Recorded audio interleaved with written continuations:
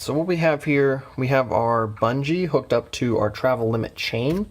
And what that's going to do is that chain is going to keep the suspension back here from fully unloading when we lift it off the ground, jacking it up, for example. But the problem before was this thing would just kind of dangle. So you'd either hear chains dangling or it would actually bump into the axle, which of course is rotating. And you really don't want to risk that getting caught and causing some sort of chaotic damage. So instead, what we do is we have our little bungee cord here, and then we do the same thing on the other side, and that's basically going to keep it out of the way, but it has enough slack that it'll stretch when it comes time to actually jack it up, and it'll keep it kind of out of the way. So simple enough, right?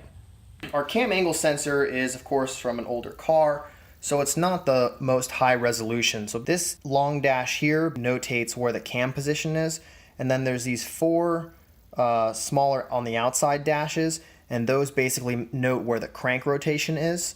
One of the challenges with that is that you're only able to see 4 different points within 1 RPM, 720-degree rotation. So what we're actually going to do, we're going to pop this off, place this wheel here with this high resolution disc, and basically what this does is it gives us a lot more points on the outside to measure crank rotation, and then that cam position is going to be a little bit finer. And again, that's just going to give us a whole lot more resolution on where our engine is in the engine cycle in the RPM range, which is going to hopefully help us get a little bit more accuracy with the RPM, as well as allow us to run sequential injection and sequential spark on our ECU. So we'll be able to have one spark and one injector trigger per RPM per cylinder. We can control it individually. So we got the screw out. One thing you're going to want to make sure you note is the direction of the wheel, because if you put it in the wrong way, basically it won't work. You want to make sure you don't have it flipped over, basically. So what we're going to do, we're going to line up our trigger disc, and in order to know which way it goes, match it up here. So this wheel is basically going to line up with this cam position on that point there. We will find out later. So slide in our new piece, get our washer on here.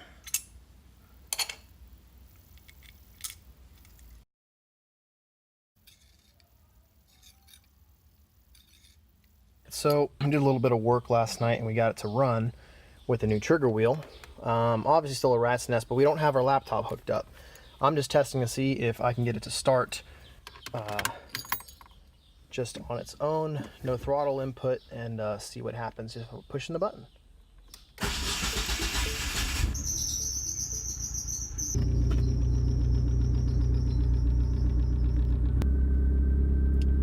Alright, so the AFR is a little bit on the rich side, and mainly I think that's just because of the warm-up enrichment.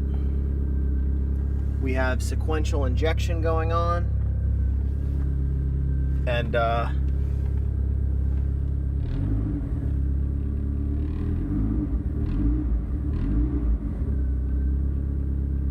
but it revs, so it looks good.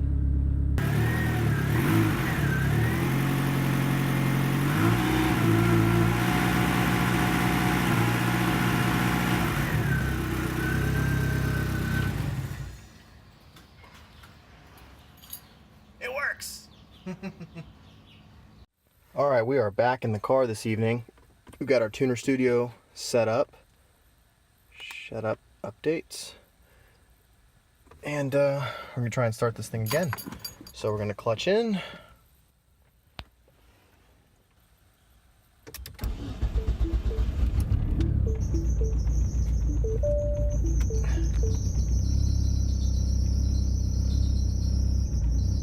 Still have that horrible squeaking, but it subsides usually in 15 to 20 seconds. It's a little loud, so I'm sure my neighbors hate me now. Might do something about the exhaust. I don't know yet. Sounds pretty good to me, but I can see why it'd be obnoxious. All right.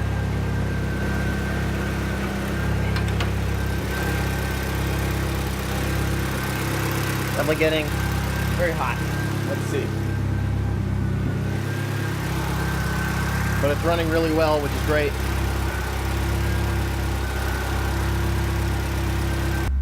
And we don't have our intercooler working right now, so our inlet air temp is going up to 102. Basically means we should stop really driving it or pushing it. Our pump doesn't work anymore. We need to get another pump. So yeah, that's what we're working with now. I'm gonna try and see if I can work with the idle a little bit.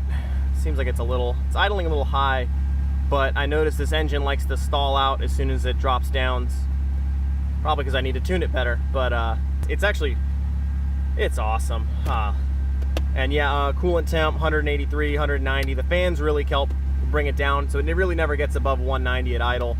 183 drops right back down. So yeah, as soon as the fan kick on at like 178, I think, so it's pretty good.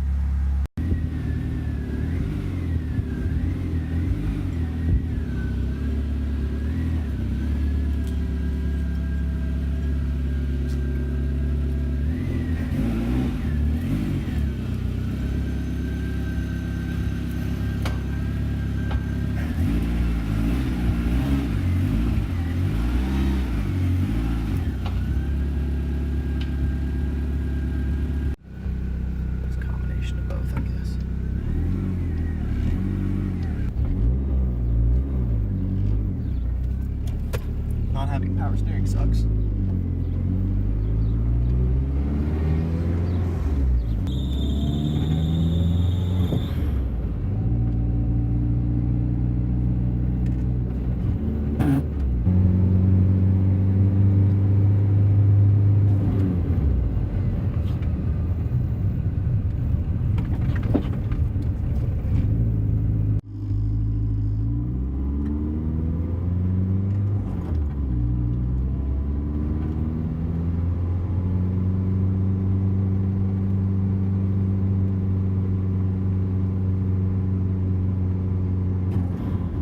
So I'm artificially forcing the cursor there. I'm artificially forcing it to go up in the cells by hitting the brake. So similar to brake boosting, I'm building up the boost pressure while staying at the same RPM, which allows me to adjust the cells across the going upwards without having a hello car. My car's faster than your piece of shit anyway. So that's pretty much how we're going to get our fuel tables dialed in, basically repeating this sort of same thing multiple times, just trying to get more and more cell coverage so that we can get the software to adjust those different cells as we go. So driving to work, driving around here, going to the grocery store with the laptop open, and basically having it continuously correcting that stuff so that we get everything dialed into where it should be. So that way, when we're driving along, everything should be hopefully exactly where we want it with AFR. Once we get the AFR tables dialed in, we're gonna have to start doing some spark tuning.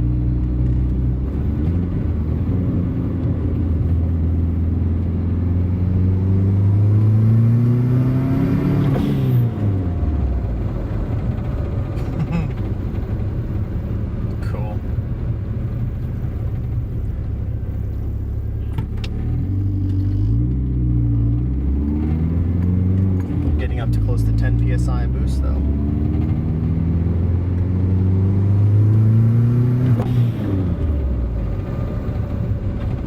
Oh, I think I know what's happening. Alright, we'll head back now.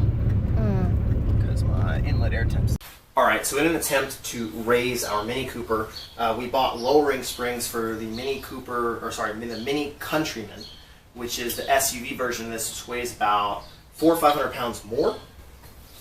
So what we've done is, I know they use these as lowering springs, and it drops them more than these do, so this should raise us. The weight is a little bit heavier for these, as well as a little bit thicker, about 0.5 millimeter thicker, which is just marginal enough to probably give us what we want. And then they are about 0.5 kilo heavier, so they're quite significant. So let's take this thing apart. Spring compressors, so that we don't undo the thing and it explodes all over. A lot of impact, so hearing protection is always helpful. Now you want to try and put these as opposite as you can so that you minimize the distortion and the warping. And also what ends up happening is when this squeezes, if they're both closer together versus completely apart, they'll actually slip and go together, and then you end up with, you're in quite a bind, and it's quite annoying to deal with. Also, it can pinch your hands, which sort of sucks.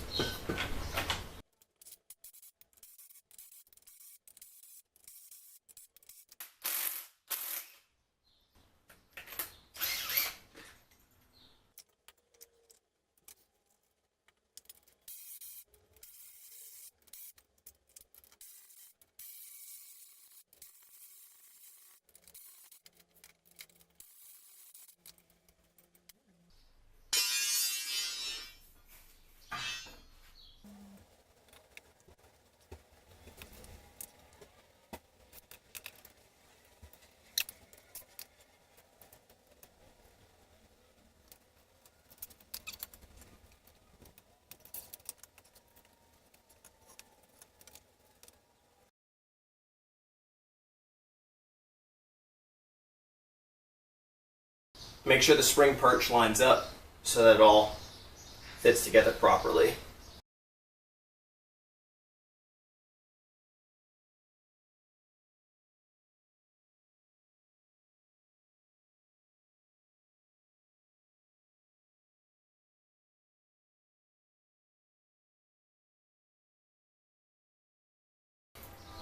Only took a few minutes. Make sure nothing moved. That's good. See, lines up. That's good. Same thing on the bottom. Lines up right there. And now you're done. Put them back on.